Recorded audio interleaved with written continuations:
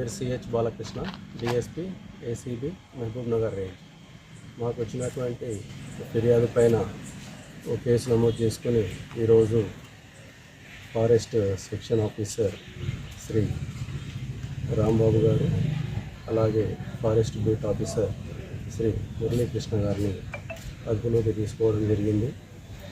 గత నెల 23 తారీఖు లింగాల మండలానికి సంబంధించినటువంటి కొంతమంది వ్యక్తులు అటవీ ప్రాంతంలోకి వెళ్ళి వ్యవసాయ పనిముట్లను తీసుకొని వస్తుండగా వాళ్ళని పట్టుకొని వాళ్ళ దగ్గర నుంచి 50,000 రూపాయలు వసూలు చేయడం జరిగింది.